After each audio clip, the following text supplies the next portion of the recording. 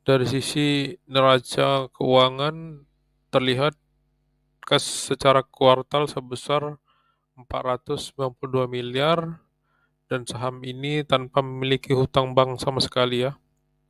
Sehingga saham ini sangat sehat. Halo teman-teman, di video kali ini kita akan membahas suatu saham yang mungkin jarang dilirik dikarenakan saham ini pergerakannya sangat lambat ya.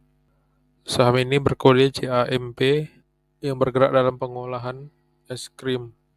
Saham ini dimiliki oleh Bapak Sabana Prawijaya sebanyak 83%.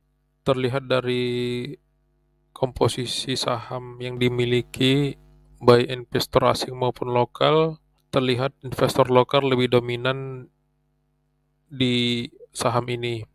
Langsung saja kita analisa fundamental. Yang pertama, dari sisi laba bersih, saham ini terus membukukan nilai yang positif di tahun 2022, diperkirakan akan memiliki pendapatan laba bersih sebesar 140 miliar dan lebih baik dibanding tahun 2021 dan 2020 kemarin. Yang mungkin kita ketahui di 2020 ini adanya pandemi sehingga saham-saham di bidang sektor konsumsi ini kena dampak ya. Dari sisi kapitalisasi pasar, saham ini bernilai 2 triliun yang bisa kita kategorikan sebagai second liner. Dari sisi neraca keuangan terlihat kas secara kuartal sebesar 492 miliar dan saham ini tanpa memiliki hutang bank sama sekali ya. Sehingga saham ini sangat sehat apabila kita koleksi. Dari sisi aset sebesar 1 triliun dan dari sisi liabilitas tergolong kecil juga, itu sebesar 159 miliar.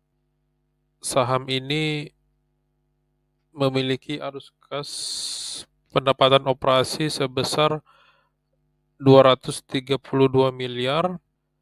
Arus kas investasinya itu berkurang sebesar 117 miliar. Arus kas financing atau pendanaan berkurang sebesar 206 miliar. Dari sisi dividen, saham ini membagikan sebesar Rp35 atau dengan dividen yieldnya 10%.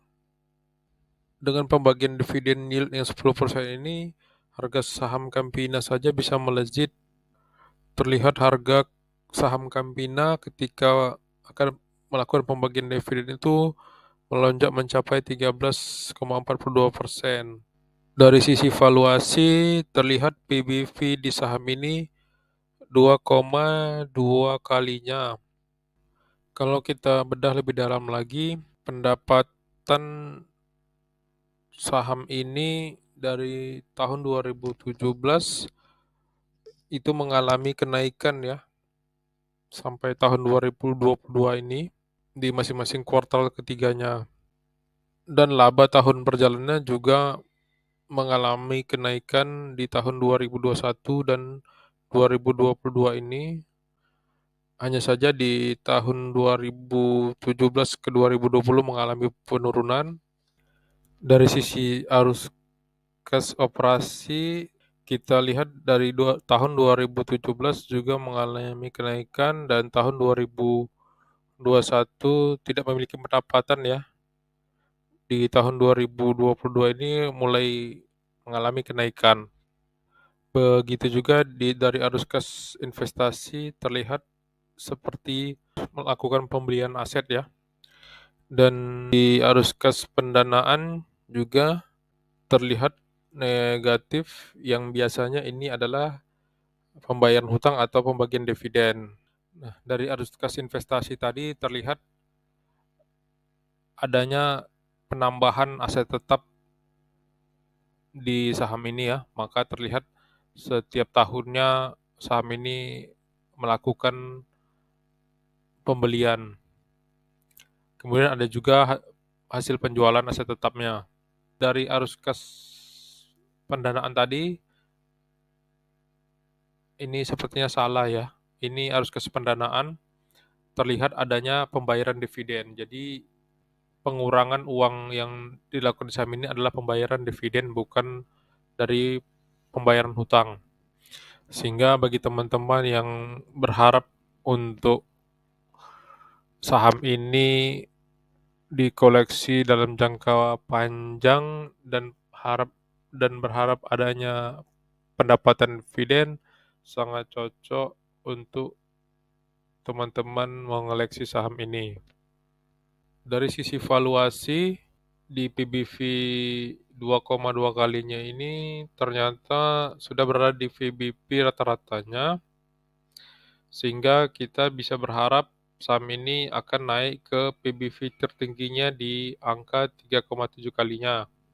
Apabila saham ini berhasil naik ke PBV 3,7 kalinya, maka dengan nilai buku sebesar 156, saham ini bisa dihargai Rp570. Dengan harga sekarang 342 ini, kemungkinan ada kenaikan sekitar 80% ya. Dari sisi teknikal, saham ini sudah berada di resisten terdekatnya, akan tetapi kembali menurun. Saham ini sudah berada dalam fase uptrend-nya karena berada di atas MA200 dan MA20. Kemudian dari sisi volume terlihat masih rata-rata hariannya, dan dari sisi MACD sudah berada di fase golden cross-nya, dan dari sisi stochastic juga sudah mengarah ke atas. Dari sisi broker summary terlihat adanya akumulasi yang dilakukan oleh broker asing sejak bulan Agustus 2022 dan terjadinya distribusi dari broker lokal, akan tetapi di bulan Desember mulai terjadi akumulasi kembali. Terlihat dari bandar terdetektor, rata-ratanya terlihat adanya akumulasi.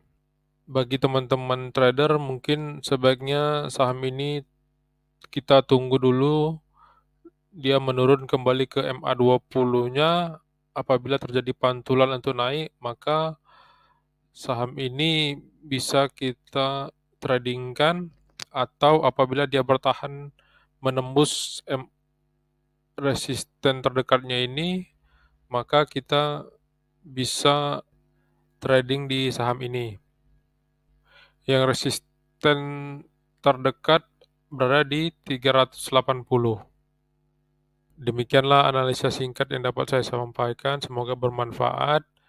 Ini bukan merupakan ajakan rekomendasi jual beli, mohon dianalisa kembali. Segala risiko menjadi tanggung jawab teman-teman. Terima kasih dan tunggu analisa saham selanjutnya.